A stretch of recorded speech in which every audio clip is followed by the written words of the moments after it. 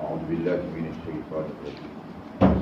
كتب عليكم القتال وهو كره لكم وعسى أن تكرهوا شيئا وهو خير لكم وعسى أن تحبوا شيئا وهو شر لكم والله يعلم وأنتم لا تعلمون.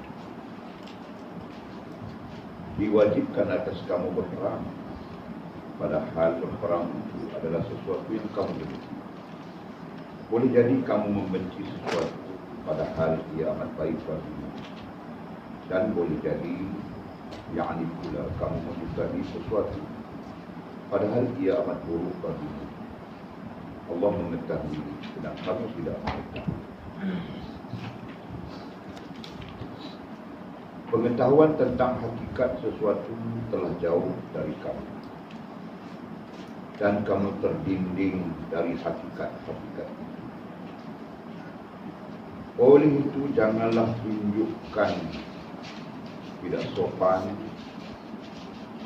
Jika kamu suka untuk tidak suka akan sesuatu, jika kamu suka atau tidak suka akan sesuatu, jika kamu dalam peringkat pertama, yaitu peringkat orang-orang yang saleh, maka patuhlah kepada syariat dalam semua perkara yang berlaku kepada kamu. Jika kamu dalam peringkat kedua, yaitu peringkat wilayah, yakni peringkat kewalian, maka ikutlah segala perintah dan jangan melampaui batas. Pada peringkat terakhir, hendaklah kamu redha dengan lakuan Allah dan bersesuaian dengan, dan lenyaplah masuk ke dalam kedudukan dan keadaan abdal, ghaus dan siddiq. Janganlah coba hendak menentang takdir, dan hadapkan diri kamu dan kehendak kamu terus kepada Allah. Dan janganlah kamu merungut dan tidak berpuas hati.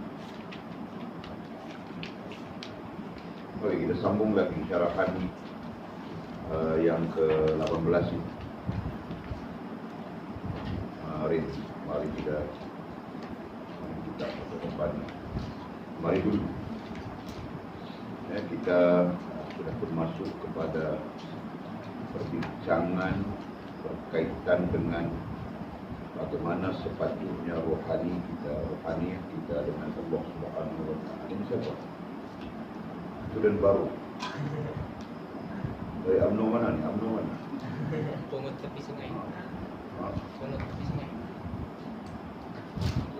Okey, kita telah membicarakan tadi, kita sebut ya, sudah bercakap berkaitan dengan bagaimana sepatutnya rohaniah kita terhadap Allah Subhanahu wa Ta'ala.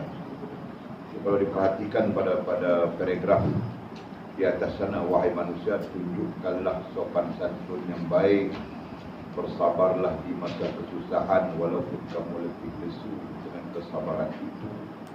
Bersabarlah di samping kamu bertawakal dan berserah diri kepada Allah, redhalah dengan Dia, dan itu menunjukkan bahagian daripada adab penting rohaniah. Ya. Dalam arti kata yang lain, rohaniah kita sepatutnya berada di keadaan seperti itu.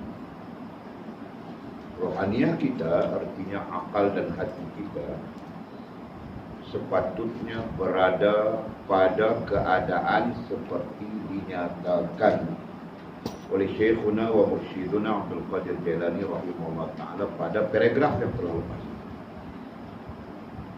Jadi akal kita, hati kita, pastikan ia penuh dengan sopan santun, adab. Jangan akal dan hati kita tidak beradab. Itu maksudnya, kan? Kemudian bersabar di masa kesusahan walaupun kamu lebih lesu dengan kesabaran itu juga termasuk dalam adab. Kemudian bersabarlah di samping kamu bertawakal dan berserah diri kepada Allah, itu juga termasuk adab dalam rohaniah kita. Dan kemudian redhalah dengan Dia juga termasuk adab dalam rohaniah kita. Jadi boleh tambah saja di sana. Ini merupakan bahagian daripada adab-adab terpenting dalam hubungan rohaniyah dengan Allah Subhanahu wa taala. Bahagiannya kerana ada lagi adab-adab yang lain. Jadi kita sebut ini merupakan bahagian dari adab-adab terpenting.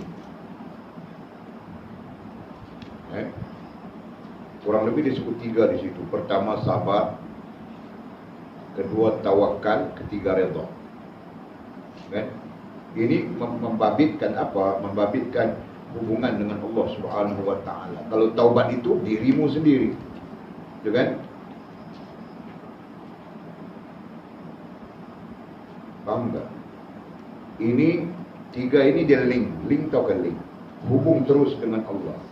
Jadi pertama apa? Pertama sabar. Link terus dengan Allah. Yang kedua tawakal. Tawakal itu kan link terus dengan Allah. Dan yang ketiga redha. Sedangkan yang lain-lainnya, jadi kalau 9 tolak 3 tinggal lagi berapa? 6 kan? Yang 6 itu adalah dirimu. Paham tak? Taubat itu adalah dirimu. Syukur itu adalah dirimu. Allah bilang dalam Quran begitulah. Wa man yashkur yashkuru li nafsi. Siapa yang bersyukur, dia bersyukur untuk dirinya. Paham tak?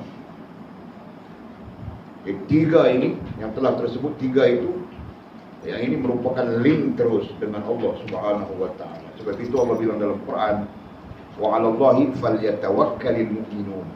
Orang-orang yang beriman mereka hanya bertawakal kepada Allah. Maksud mereka hanya bertawakal kepada Allah ialah mereka berhubung terus dengan Allah Subhanahu wa taala. Itu maksud. Ya? Jelas kan? Dan itu merupakan adab penting, terpenting. Buat ulang sebut sudah. Jadi kita sabar saja dengan Allah. Itu adab penting. Kan? Kemudian kita bertawakal kepada Allah, berarti berhubung dengan Allah, itu adab penting. Dan kita redha dengan ketentuan, itu adab penting. Dan adab penting ini mesti ada pada rohaniyahmu yang menjadi sebab kepada terhubungnya dirimu dengan Allah Subhanahu wa taala. Jelas kan? Jangan kacau kucing basilah. Kau perhati, kau dengar wali cakap. Boleh selalu tengok-tengok saja ke bawah. Nanti tertinggal perkataan, tertinggal kalimat. Siapa lagi yang akan memberitahu kamu orang? Kamu orang berjalan daripada Perlis sampai Johor, daripada Sarawak ekornya itu, tahu ekor, sampai ke habis Sabah. Kau tidak jumpa orang yang mengajar kitab itu belum. Kau cari itu. Sebab itu bilang kamu orang jangan. Kalau boleh tidak ada kalimat yang kamu orang tidak masuk ke telinga. Kalau boleh. Faham?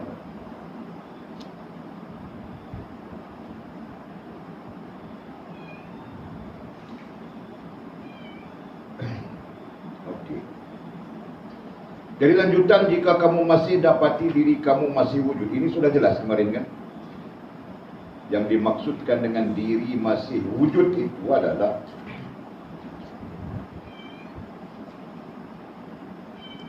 keinginan kita ataupun bahasa mudahnya adalah tidak berhubung dengan Allah Subhanahu wa taala. Jadi hubungan kita hanya terkait dengan diri kita, bukan dengan Allah Subhanahu wa taala. Jadi bila hubungan kita hanya terkait dengan diri kita, di situ timbulnya nafsu kita, yaitu mau memuaskan badaniah kita, mau memuaskan syahwiyah kita, mau memuaskan haywaniah kita, itu kan? Itu yang timbul. Kenapa? Kerana tidak wujud Tuhan dalam diri kita. Sebab itu.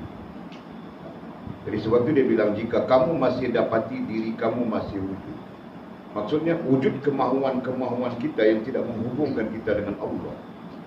Maka hapuskanlah wujud kamu.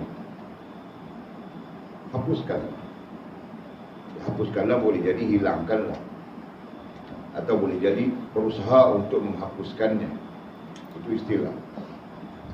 Artinya apa? Artinya kita perlu menghapuskan diri dengan maksud menghapuskan keinginan-keinginan yang tidak menghubungkan kita dengan Allah Subhanahu wa taala.